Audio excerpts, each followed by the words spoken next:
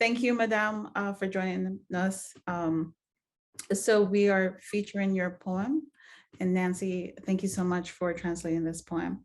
So we are featuring this poem, and I wanted to get a video of you talking about the poem, if that's okay. It's very, for me, erotic and strong, and I felt empowered reading it, and I wanted to get your take. Could you tell us, in your own words, and Nancy, if you could translate, just what inspired you to write this poem? It's so strong. C'est l'inspiration d'abord, le jaillissement de beaucoup on va dire, d'exaspération, un petit peu parfois même de colère sur la manière dont on croit que les femmes réagissent dans l'amour. Dans l'amour. So it came out of maybe a little anger too about the way it's depicted that women react to being in love.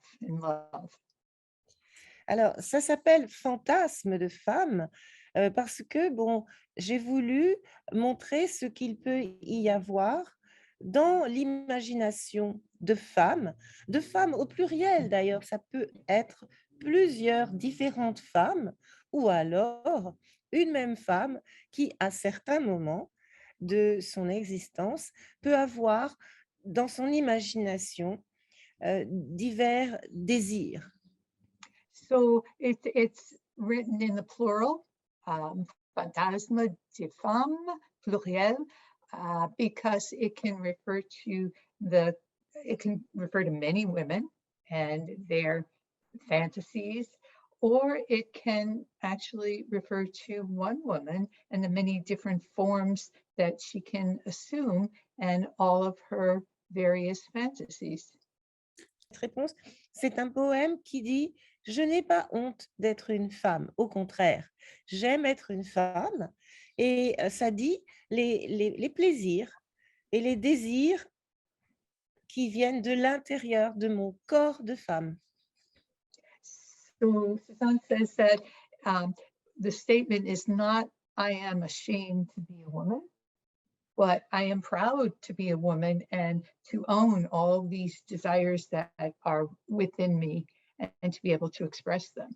There's a lot of volcanoes and riding horses. Can you tell me why you use that imagery? We have Mount Vesuvius destroying Pompeii. Can you tell us why the volcanoes are so dominant and also riding horses? Nous avons la Martinique, nous avons cette terre qui est ma terre natale et qui est volcanique. Et je suis volcanique aussi. D'ailleurs, ma maman, qui malheureusement est morte là, il y a quelques jours, quelques semaines, me disait toujours « tu es volcanique ». Alors, on peut même lui dédier tout ça parce que, alors, il y a aussi ce rapport entre la montagne pelée, qui est ce volcan qui est terrifiant parce qu'il a tué beaucoup de gens, mais qui est aussi très admirable, très, très magnifique, très fort. Donc, la femme, c'est un peu comme ça aussi. La relation se fait également avec Pompéi. Pompéi, où il y avait eu aussi cette éruption du Vésuve, le volcan, mais à l'intérieur de cette ville de Pompéi, et on peut encore visiter cela, il y avait beaucoup de lieux de plaisir. So Suzanne started out saying that the land of Martinique is volcanic, and there is the Mont Pelée, which still sits there. You can see it in the distance, and it erupted in 1902. It was horrible, wiped out the entire city, and adding my part that the government insisted that everybody stay because there were elections. So people were forced to stay in Martinique at the time of that eruption. It was a terrible, terrible tragedy.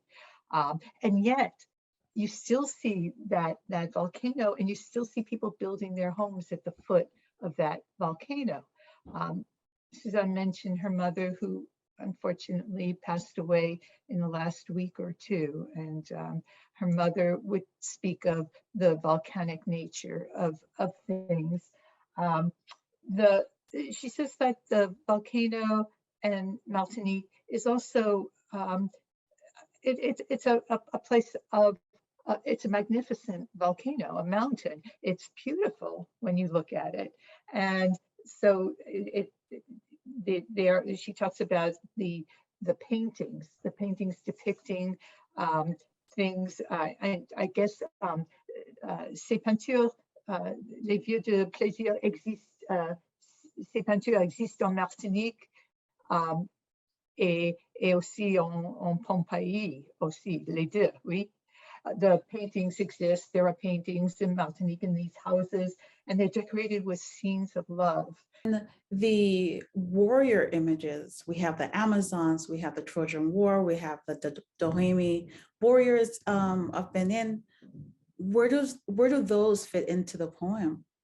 Les femmes qui combattent, par exemple, donc les Amazones, parce qu'il y avait les Amazones dans l'Antiquité, c'est excessif, ce sont des guerrières et elles sont quand même contre les hommes.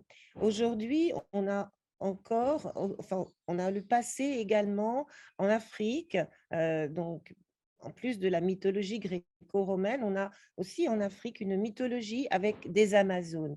Et c'est toujours, vous voyez, ma double appartenance comme ça, avec ce vieux monde gréco-latin, et puis ce monde africain, et puis ces croyances créoles.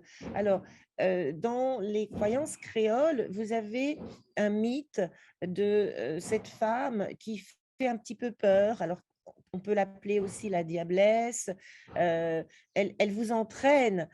Et j'essaye de démythifier, c'est-à-dire que cette crainte de la femme, j'essaie de montrer elle n'est pas justifiée. Oui, il peut y avoir de la force, mais ce n'est pas forcément une force contre les hommes.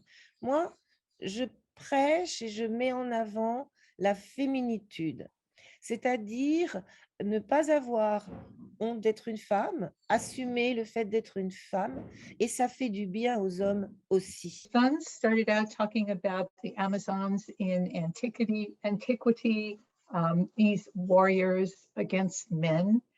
And there's a mythology not only in the Greco-Roman tradition, but in the African tradition as well. And it's tied in with the myth, the Creole myth of a woman being scary, like a devil, a she-devil, and the fear of the woman. And it's Suzanne says that's not, you can't justify that. That's not what she's going for. Yes, there's force, there's conviction, but it's not anti-men. It's more of the concept of féminitude, which is like négritude, where the concept is to honor the power of everyone falling under that category, but also of people. I had never heard of féminitude before, and I heard it and I thought negritude, and now I want to explore this because of this poem. Thank you. My last question is for educators and students who might read this. What do you want them to most take away from the poem if they can't take away anything else? And everyone has their interpretation. But what do you want people reading it to take away from the poem? C'est peut-être d'ailleurs dans la fin qu'on va trouver le message. Alors, encore une expression latine, in cauda venenum, dans la queue, dans la fin, dans la queue, le venin. Mais là, ce n'est pas vraiment un venin, parce que c'est aussi avec distanciation, avec humour, même un petit peu d'ironie. Quand je dis qu'à la fin, je vais courir avec un jeu de mots donc créole,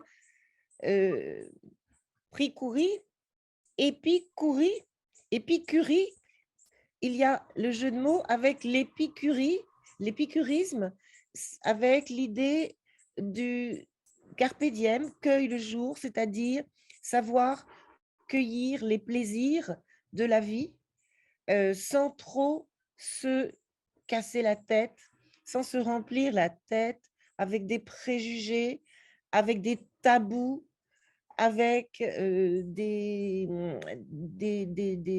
a priori, des idées toutes faites qui vont dresser les gens les uns contre les autres, les hommes contre les femmes, etc. L'idée que, voilà, on va s'en sortir par cette espèce de petite philosophie créolo, épicurienne, de philosophie de la vie, prendre les choses avec l'idée que rien n'est tout blanc ni tout noir. Je suis bien placée en tant que complètement métisse pour dire que rien n'est totalement blanc, totalement noir. Moi, j'ai en moi 4 continents et demi. Et c'est ça, c'est ma petite morale.